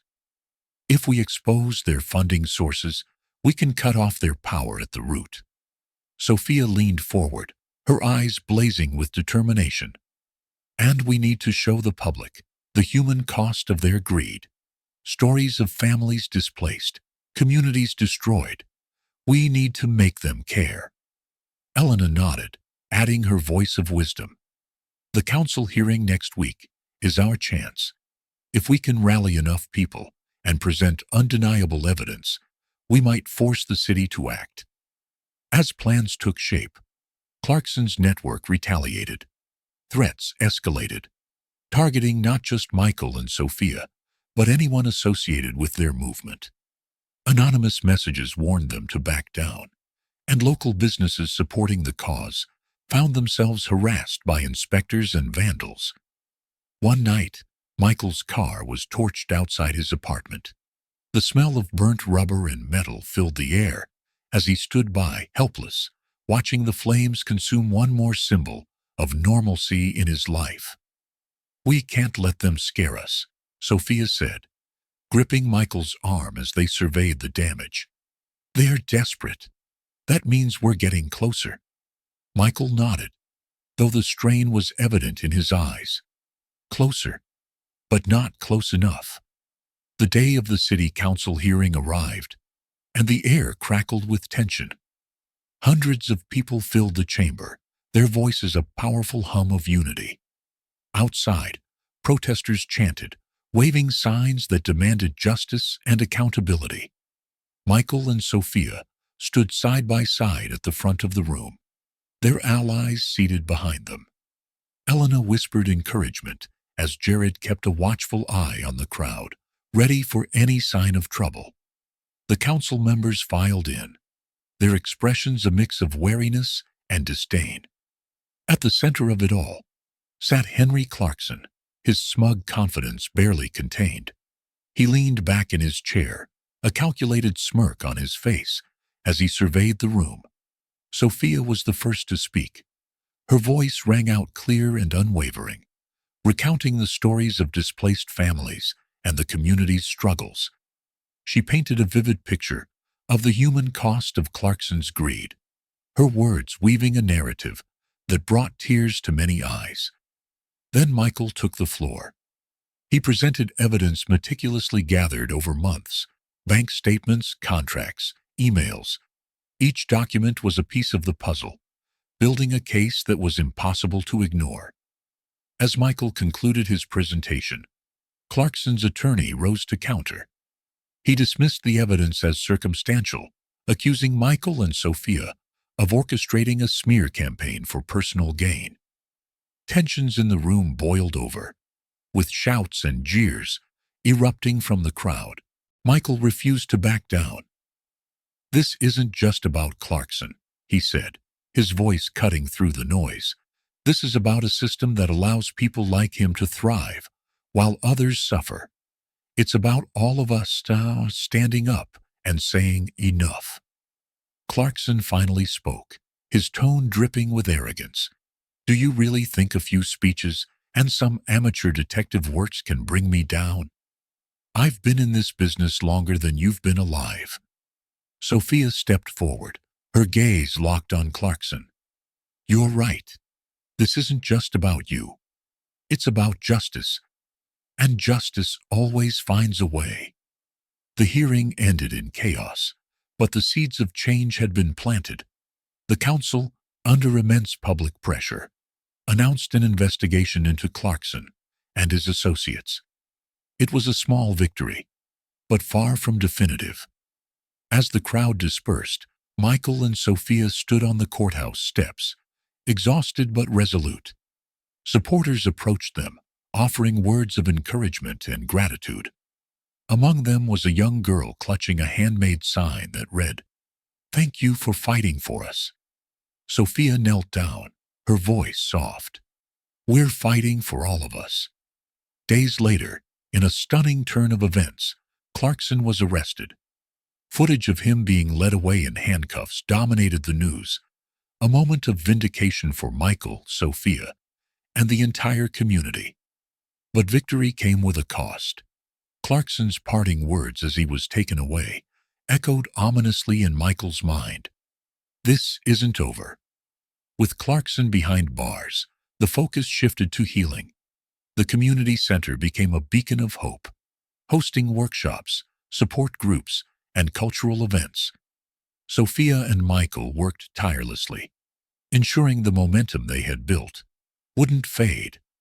At the center's grand reopening, Sophia stood beneath the newly planted oak tree.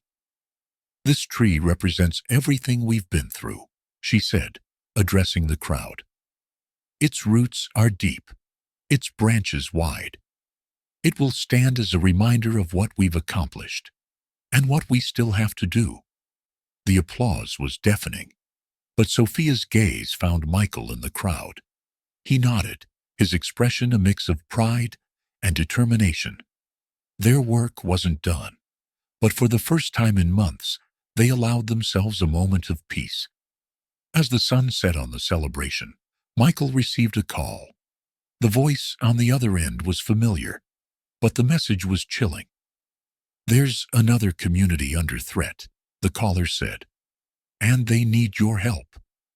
Michael hung up, his heart heavy. He turned to Sophia, who was speaking with a group of volunteers.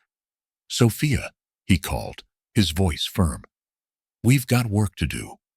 Sophia looked at him, her eyes bright with determination. "Then, let's get to it." The aftermath of Henry Clarkson's arrest left a community both relieved and uncertain.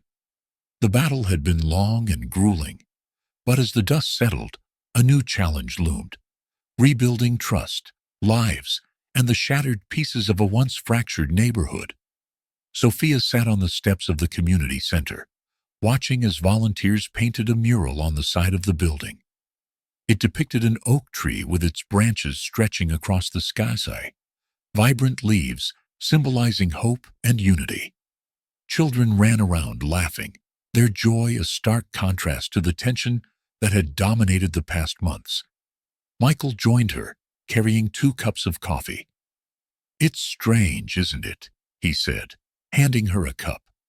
"The quiet." Sophia smiled faintly. "It's more than quiet. It feels whole, like we're finally breathing again." But the quiet was deceptive. Though Henry Clarkson was in custody, his shadow loomed large. The financial and emotional scars left behind by his corruption would take years to heal. Families displaced by his developments struggled to find stable housing, and businesses that had supported the community center were still recovering from the threats and vandalism they had endured. Back in his apartment, Michael pored over notes for his upcoming book. The pages were filled with stories of resilience, families who had refused to back down, activists who had risked everything, and moments of raw humanity that had left an indelible mark on him. One story stood out: Jared Bennett's resignation. Michael replayed their final conversation in his mind. "I can't do it anymore," Jared had said, his voice heavy with regret. "I signed up to protect people, not uphold policies that tear them apart." "You're doing the right thing," Michael had replied. "But what will you do now?" Jared had shrugged, a small smile tugging at the corner of his mouth. "Figure it out. Maybe follow your lead. Fight for something that matters." The memory stirred a sense of purpose in Michael. His work as a journalist wasn't just about exposing corruption anymore. It was about inspiring change. Meanwhile, Sophia threw herself into rebuilding the community center. She organized workshops on advocacy, job training, and financial literacy. She spent hours speaking with families, ensuring they had the resources they needed to rebuild their lives. One evening, she found herself standing beneath the oak tree planted at the center's reopening. The tree had quickly become a symbol for the neighborhood. Its roots, a reminder of resilience, and its branches, a testament to growth. Sophia traced her fingers over the rough bark, her thoughts drifting to Michael. Their shared journey had been tumultuous, marked by clashes and compromises. Yet, they had emerged stronger, bound by a shared commitment to justice. The grand reopening of the community center was a celebration unlike any other. Neighbors gathered in the courtyard, sharing food, laughter, and stories of perseverance. A local band played, their music echoing through the streets. Sophia took the stage, her heart pounding as she looked out over the crowd. "This center isn't just a building," she began. "It's a testament to what we can achieve when we stand together. It's a reminder that our voices matter, that our actions matter." Her words were met with thunderous applause, and as she stepped down, she was met by a young girl holding a bouquet of wildflowers. "These are for you," the girl said shyly. "Thank you for saving us." Tears welled in Sophia's eyes as she knelt down to accept the flowers. "Thank you for believing in us." A month later, Michael stood in a small bookstore, nervously awaiting the launch of his book, Roots of Resistance. The room was filled with familiar faces, Sophia, Jared, Elena, and many others who had played a part in their fight. As Michael took the podium, he glanced at Sophia, who gave him an encouraging nod. "This book isn't about me," he began. "It's about us. It's about the power of community, the strength of standing together, and the hope that comes from knowing we're never alone." His voice wavered slightly as he spoke of the oak tree, of the promise he and Sophia had made as children. "That promise brought us here," he said, "and it will carry us forward." Despite the progress, wounds remained. Some residents struggled to trust the system that had failed them for so long. Others grappled with the trauma of displacement and loss. Sophia and Michael worked tirelessly, offering support and creating spaces for healing. One evening, Sophia found Michael at the community center, surrounded by stacks of donation boxes. "You should rest," she said, sitting beside him. Michael shook his head, a tired smile on his face. "I'll rest when we've done enough." "You've done more than enough," Sophia replied. "We all have." For a moment, they sat in silence, the weight of their journey settling between them. Then Sophia spoke softly, her voice tinged with hope. "Do you ever think about the oak tree? The one we used to sit under?" Michael chuckled. "All the time." Sophia's gaze softened. "I think it's still standing." Determined to find out, Michael and Sophia drove back to their hometown the next weekend. The drive was filled with nostalgia, their conversations peppered with childhood memories. When they arrived, the sight of the old oak tree took their breath away. It stood tall and proud, its branches reaching toward the sky, as if embracing the future. "This tree has seen everything," Sophia murmured, running her hand over the bark. Michael nodded. "And it's still here, just like us." Underneath its canopy, they sat in quiet reflection, the memories of their fight, mingling with dreams of what lay ahead. The oak tree became more than a symbol for them. It became a reminder of their roots, their journey, and the promise they had kept against all odds.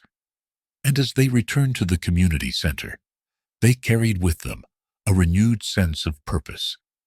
Sophia continued to train young activists, empowering the next generation to fight for justice. Michael mentored budding journalists, teaching them the importance of truth and integrity. Together, they planted another oak tree outside the community center, its sapling a beacon of hope for future generations. As the sun set on a day filled with promise, Sophia turned to Michael, her voice steady and full of conviction. "This is just the beginning." Michael smiled, his heart swelling with pride. It always has been. The community center, once a symbol of struggle, now buzzed with life and purpose. Classes on advocacy, legal rights, and economic empowerment filled the calendar. The air was thick with hope, but the challenges ahead were equally palpable. Sophia and Michael, while basking in the victories they had achieved, understood that the fight was far from over. It was time to prepare the next generation to continue the work. Sophia stood at the podium of a packed hall at the community center, addressing a diverse crowd of young activists, students, and local leaders. "You are the future," she said, her voice steady and resolute. "This isn't about just one fight or one victory. It's about the legacy we leave behind and the world we choose to build together." Her words resonated deeply with the audience. Among them was Maya, a fiery young woman in her early 20s whose passion for social justice had been sparked by Sophia's viral speech months earlier. Maya's eyes glistened with determination as she absorbed every word, imagining herself as the next leader in this ongoing battle. Michael watched from the back of the room, a quiet pride swelling in his chest. The seeds they had planted were already bearing fruit. Over the following weeks, Sophia took Maya under her wing, guiding her through the intricacies of grassroots organizing. Maya shadowed Sophia during meetings with city officials, protests, and workshops. Her energy was infectious, and Sophia couldn't help but see a younger version of herself in the determined young woman. Meanwhile, Michael focused on mentoring aspiring journalists at the local college. One of his mentees, Nathan, displayed an uncanny knack for uncovering hidden truths. During a workshop, Nathan presented a preliminary investigation into predatory lending practices targeting minority neighborhoods, a topic eerily reminiscent of Henry Clarkson's schemes. "You've got something here," Michael said, tapping the stack of papers in front of Nathan. "But remember, a story isn't just about facts. It's about people. Find their voices and let them tell the story." As the community thrived, Jared Bennett's journey reached a crossroads. After resigning from the police force in protest of systemic injustices, Jared found himself at a loss. He spent his days volunteering at the community center, mentoring troubled youth and helping with security. One evening, Jared approached Sophia, his expression heavy with uncertainty. "I'm not sure what my place is anymore," he admitted. Sophia placed a reassuring hand on his shoulder. "Your place is wherever you choose to make a difference, Jared. You've already taken the hardest step, leaving behind what no longer aligned with your values." Inspired by her words, Jared decided to pursue a career in restorative justice, focusing on rebuilding trust between law enforcement and marginalized communities. Despite their progress, a new challenge emerged. Reports surfaced of a powerful lobbying group pushing for legislation that would displace vulnerable communities under the guise of urban development. The parallels to Henry Clarkson's tactics were undeniable. Maya and Nathan, under Sophia and Michael's guidance, took the lead in organizing a response. They rallied activists, gathered testimonies from affected residents, and began crafting a media campaign to expose the lobbyists' true intentions. The tension escalated when Maya received an anonymous threat warning her to back off. She shared the message with Sophia, who remained calm but visibly concerned. "This is part of the fight," Sophia said, her tone firm. "But you're not alone. We're in this together."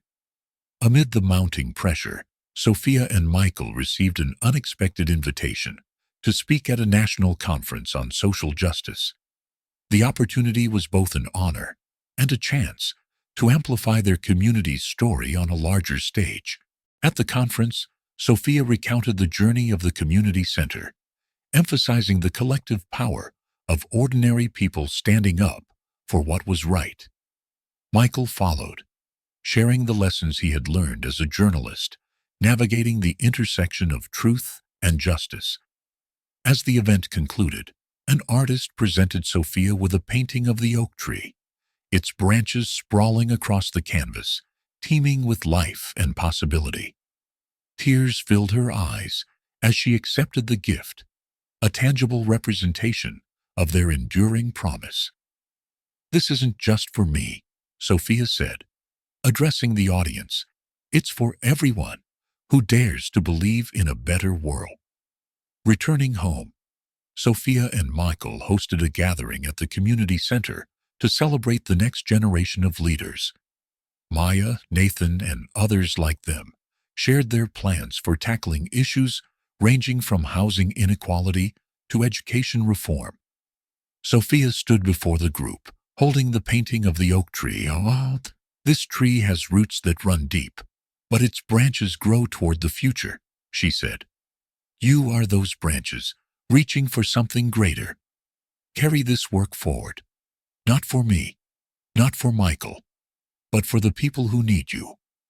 As the gathering wound down, Michael received a phone call. The news was sobering. Another community, hundreds of miles away, was facing a similar threat of displacement and exploitation. He shared the update with Sophia, who nodded solemnly.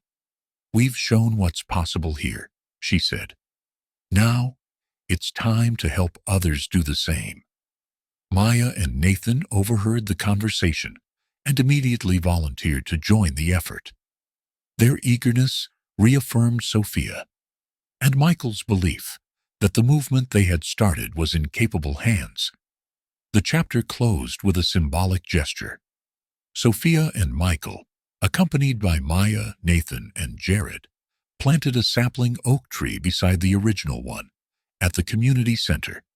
As they worked, children played nearby, their laughter mingling with the sound of shovels breaking earth. "This is for them," Sophia said, gesturing toward the children, "and for everyone who comes after." Michael placed a hand on her shoulder. "And for the promise we made. It still stands." As the sun set, casting a golden glow over the scene, the sapling stood tall and proud, a testament to resilience, growth, and the unyielding belief that change was always possible. The echoes of their work in Atlanta resonated far beyond the city limits. News outlets across the country highlighted the transformation of the community center and the grassroots efforts that had thwarted Henry Clarkson's plans. Sophia and Michael's unwavering dedication to justice inspired a nationwide movement. Activists, community leaders, and ordinary citizens reached out, seeking advice, mentorship, and solidarity in their own battles. Sophia and Michael were invited to speak at a prestigious national conference on social justice. Held in Washington, D.C., the event brought together changemakers from across the nation. Standing before a crowd of thousands, Sophia began her speech with a powerful statement. "Change doesn't come from heroes. It comes from the collective will of people who refuse to accept injustice. It comes from mothers, fathers, teachers, and neighbors who say, 'Enough.'" Her words earned a standing ovation, solidifying her role as a symbol of resilience and hope. Michael, speaking after her, shared his perspective as a journalist. "Stories have the power to break chains and build bridges. They connect us to each other's humanity, reminding us that no injustice is too small to matter, and no effort is too small to count." Their combined message left the audience electrified, eager to take action in their own communities. During the conference, Sophia and Michael were approached by a young artist from Atlanta who handed them a carefully wrapped package. Inside was a painting of the oak tree that had been a cornerstone of their journey. Its branches stretched wide, adorned with tiny, colorful handprints, a tribute to the children who played under its shade and the generations it would continue to shelter. Sophia's eyes brimmed with tears as she held the painting. "This isn't just for us," she said, her voice thick with emotion. "It's for everyone who believed in what we could achieve together." Michael nodded, placing a comforting hand on her shoulder. "It's a reminder of where we started and how far we've come." Returning to Atlanta, they were greeted by a vibrant celebrations at the community center. The once crumbling building now stood as a beacon of hope, bustling with activity. Families gathered to share food and stories, while children played in the nearby park. Sophia and Michael took a quiet moment to reflect under the oak tree. The weight of their journey, the sacrifices they had made, and the lives they had touched filled the air between them. Do you ever think about how different things might have been if we hadn't made that promise? Michael asked, his gaze fixed on the horizon. Sophia smiled softly. I think about how that promise wasn't just for us. It was for everyone who needed a reason to believe in something better.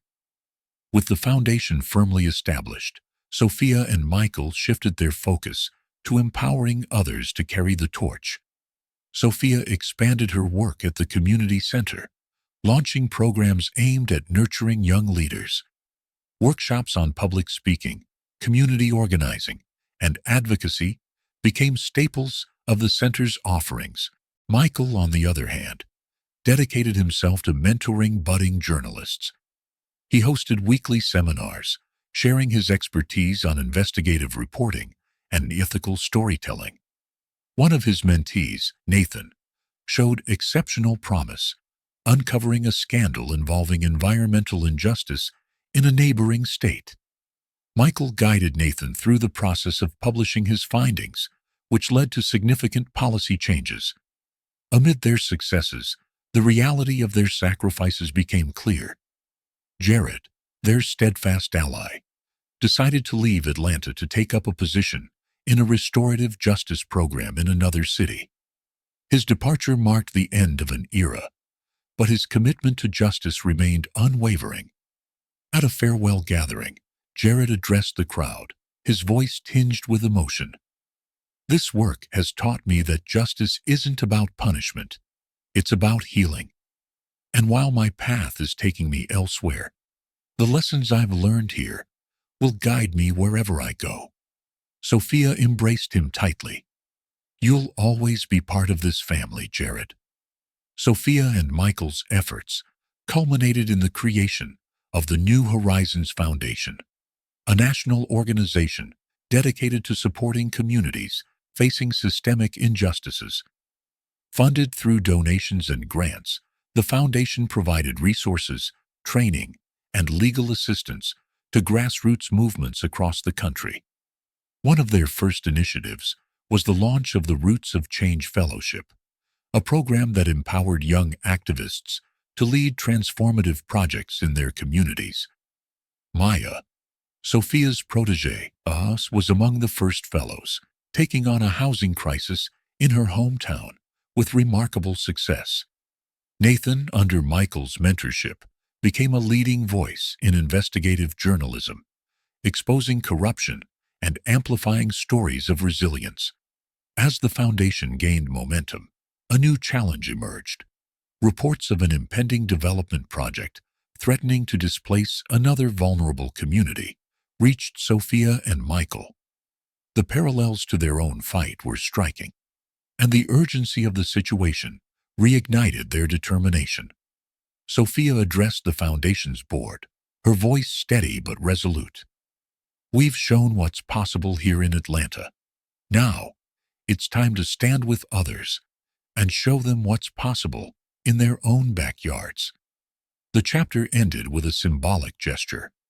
At a community gathering, Sophia and Michael planted a new oak tree beside the original one at the center. The sapling represented growth, resilience, and the continuation of their mission. As they stood together, watching children run around the trees, Michael turned to Sophia. This isn't the end. It's just the beginning. Sophia nodded, her smile reflecting both gratitude and resolve. And we'll keep going, as long as there's work to be done. The sun dipped below the horizon, casting a golden glow over the scene, as laughter and hope filled the air. The legacy of their promise, made so many years ago under the old oak tree, was now firmly rooted in the lives they had touched and the futures they had helped shape. The wind whispered softly through the leaves of the oak tree as Sophia and Michael stood side by side, gazing at the branches that had borne witness to their promise. It was a crisp autumn morning, the air filled with the scent of fallen leaves and the laughter of children playing nearby. The oak tree stood taller than ever, its roots firmly anchored in the soil, a symbol of resilience and hope. This tree has seen it all, Michael mused, running his fingers along the rough bark. Our childhood dreams, our struggles, and now our victories. Sophia smiled, her gaze distant but warm. It's more than a tree now. It's a reminder of what we've built together, and what's still left to do. The community center buzzed with life, just a few yards away. Once a crumbling relic, it now thrived as a hub for activism, education, and culture. Inside, volunteers were setting up for a special event, a celebration to mark the 5th anniversary of the center's reopening. Michael and Sophia walked into the bustling hall, greeted by familiar faces. Jared, who had returned for the occasion, stood with a group of young activists sharing stories from his work in restorative justice. Maya, now a confident leader in her own right, was briefing volunteers on their next campaign. Nathan, Michael's protege, was setting up recording equipment for a live broadcast of the event. Sophia couldn't help but feel a swell of pride as she took it all in. "Look at them," she said to Michael. "They're taking everything we've taught them and making it their own." "That's the point, isn't it?" Michael replied. "To pass the torch." The celebration began with a series of speeches from community members, each sharing their journey and how the center had changed their lives. A young girl, no older than 10, stepped onto the stage with a drawing in hand. She held it up proudly, a colorful rendition of the oak tree, its branches filled with birds and flowers.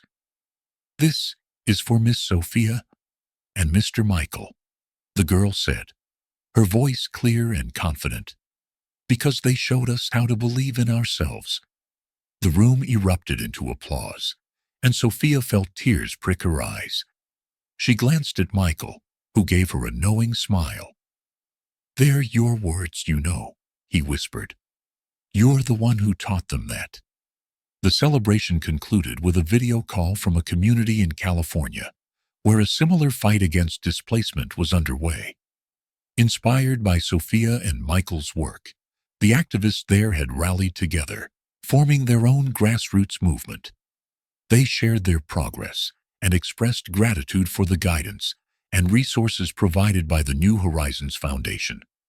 Sophia leaned into the microphone, her voice steady and encouraging. "You're not alone in this fight. What you're doing matters, not just for your community, but for every community facing injustice. We're with you every step of the way." The connection cut out to the sound of cheers, leaving an indelible mark on everyone in the room. As the event wound down, Sophia and Michael returned to the oak tree. The children who had been playing earlier now gathered around them, curious and full of questions. "Why is this tree so important?" one boy asked, his wide eyes fixed on Sophia. She knelt down, her voice gentle. "Because it reminds us that even the smallest seed can grow into something strong and lasting, just like all of you," Michael added. "And it's a place where promises are made and kept." With that, Sophia produced a young oak sapling from a nearby pot. "We're going to plant this next to the old tree," she announced, addressing the children, "so that it can grow strong and protect the next generation." The children eagerly helped dig a small hole, their laughter filling the air as the sapling was carefully placed into the earth. Sophia and Michael took turns covering its roots with soil, their hands dirty, but their hearts full. As the sun dipped below the horizon, casting a warm golden glow over the scene, Sophia and Michael sat quietly beneath the oak tree. The chatter of the children had faded, replaced by the gentle rustling of leaves. "Do you think we've done enough?" Michael asked, his voice tinged with uncertainty. Sophia looked at him, her expression resolute. "Enough, number. But we've done what we could, and we'll keep doing more." That's the promise we made, isn't it?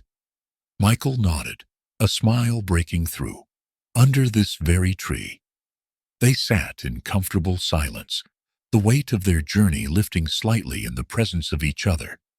The oak tree, now joined by its young counterpart, stood as a testament to their work, their sacrifices, and their unyielding belief in the power of community.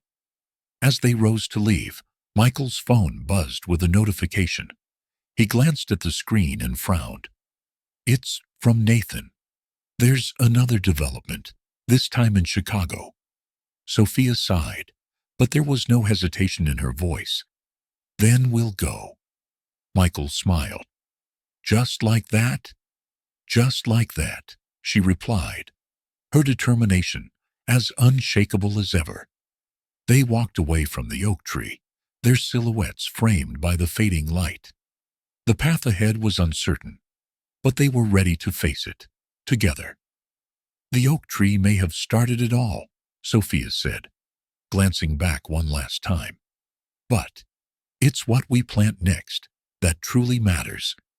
And with that, their journey continued, guided by the roots they had laid and the seeds they would sow for generations to come. As the leaves of the oak tree fall, and our journey with Sophia and Michael comes to an end, for now, what moments in their story resonated with you the most? Was it their courage to stand up for what's right, their resilience in the face of injustice, or the promises that tied them together across time? Let us know your thoughts in the comments below. We'd love to hear from you. And if this story moved you, hit that subscribe button and join us for the next chapter. There are more tales of hope, struggle, and triumph waiting to unfold. Stories that remind us of the power of community and the difference one voice can make. Stay with us, because this is only the beginning.